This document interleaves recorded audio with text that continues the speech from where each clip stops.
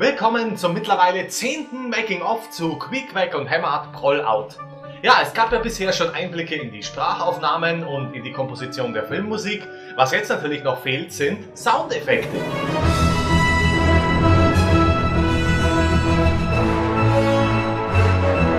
Ich spare mir jetzt mal den behinderten Witz, dass ich euch eine Filmszene zeige ohne Sounds und dann wie ein Blöder sage, ey, da fehlt doch irgendwas und... Ach komm, ich mach's trotzdem. Ja! Wie wär's mal mit Ausweichen? Versuchen wir es wert. Na, da fehlt doch irgendwas. Ach komm, ist das scheiße. Der Film stammt ja aus dem Computer. Überraschung. Und in der Wirklichkeit ist es ja so, dass jedes Ding Geräusche macht. Und diese muss ich halt bei der Computeranimation Stück für Stück von Hand anlegen. Über 7700 Soundeffekte sind im gesamten Film zum Einsatz gekommen. Vom Motor der Raumschiffe über Schüsse, Stuhlknarzen, Explosionen und vieles, vieles mehr. Die Soundeffekte selber beziehe ich dabei aus ganz unterschiedlichen Quellen. Zum Teil aus Sound Libraries, aus dem Internet von verschiedenen Seiten und ich nehme auch selbst welche auf. Queequeg hat in seinem Kettensessel ausklappbare Armaturen. Und für die Sounds habe ich einen alten Freund von mir aufgesucht. Das Kassettendeck, auf dem ich auch heute noch immer Hörspiele und sowas anhöre. Hörspiele gehören auf Kassette, die haben auf CDs nichts verloren! Die Mechanik da drin macht nämlich sehr schöne Geräusche, die man für sowas hernehmen kann.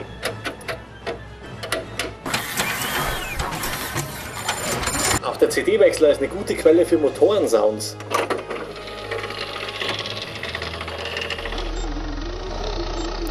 Die Aufnahmen werden dann geschnitten, positioniert und ans Bild angepasst. Und so sind auch viele, viele andere nützliche Geräusche entstanden.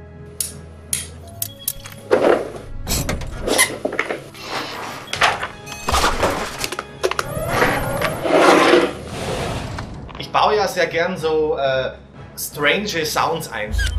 Also Geräusche, die eigentlich gar nicht reinpassen, aber dann wieder doch reinpassen, weil sie witzig sind. Halt vor allem bei Dingen, die in der Realität eigentlich gar keine Geräusche machen. Das lockert das Ganze allerdings ein bisschen auf und macht es auch noch detailreicher. Es gibt im Film auch viele Referenzen auf bekannte Geräusche, die man halt einfach kennt. Zum Beispiel von diesen Kollegen hier.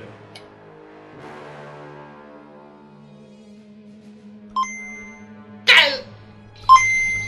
Auch der obligatorische Wilhelm-Schrei, der ja in jedem Film der Welt vorkommt, ist in Brawlout zu hören. Wo genau, müsst ihr aber selber herausfinden. Ach komm, das ist doch jetzt nicht dein Ernst.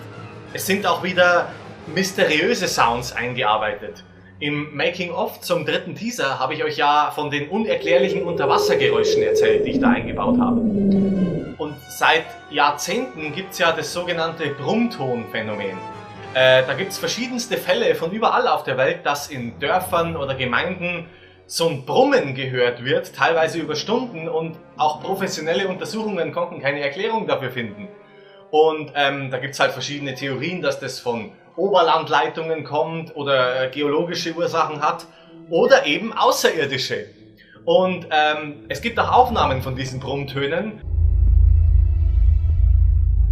Und die habe ich halt in die Brückenatmo der Brawlianer eingearbeitet. Also wenn ihr mal Zeugen des Brummton-Phänomens werden solltet, dann wisst ihr, dass gerade ein brawlianisches Schiff über euch weggeflogen ist. Richtig, Commander. Hast du gerade gesagt, fick dich, Commander? Ich möchte jetzt nicht zu viel verraten, aber für die Brawlianer musste ich mich auch eingehender mit Furzgeräuschen befassen. Was mir natürlich überhaupt keinen Spaß gemacht hat.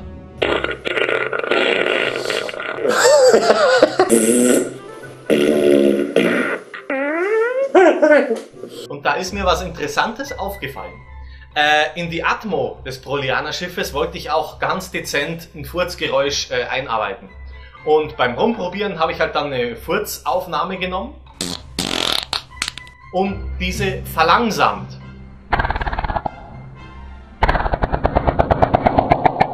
Und das erinnert einen doch an irgendwas. Ein verlangsamter Furz klingt exakt so wie der Predator. Und um das Ganze noch zu verifizieren, und ich dachte immer, der Predator knurrt oder röchelt, wenn er diese Geräusche macht, aber nein, er lässt einfach nur einen fahren. Am zeitaufwendigsten sind allerdings die allerkleinsten Geräusche, die dafür unendlich oft vorkommen. Denn auch wenn der Sound noch so klein ist, man muss ihn doch suchen, positionieren und anpassen. Jeden einzeln. Zum Beispiel das Blinzeln der Prolianer. Da die einfach so riesige Glubscher haben, muss es einfach ein Geräusch machen, wenn sie die Augen schließen. Und ungefähr 250 Mal blinzelt ein Prolianer im Film. Noch häufiger wird gegangen. Jeder einzelne Schritt, auch wenn der Fuß gar nicht im Bild ist, macht ja ein Geräusch. Und in Prollout werden insgesamt über 400 geräuscherzeugende Schritte gegangen. Und so kommen wir dann eben insgesamt auf die 7700 Soundeffekte für über 50 Minuten Film.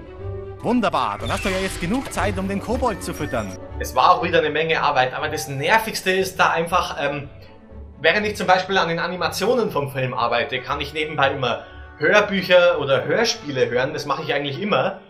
Das geht bei den Soundeffekten nicht, ich kann nicht mal Musik hören. Aber wenn man dann eine fertige Szene mit der fertigen Soundkulisse hört, dann merkt man schon, dass sich das Ganze gelohnt hat. Es wirkt einfach nochmal ganz anders mit Geräuschen und jetzt fehlt eigentlich nur noch die fertige Audiomischung. Das heißt, Sprachaufnahmen, Musik und Soundeffekte müssen aufeinander abgestimmt werden und dann ist der Film so gut wie fertig.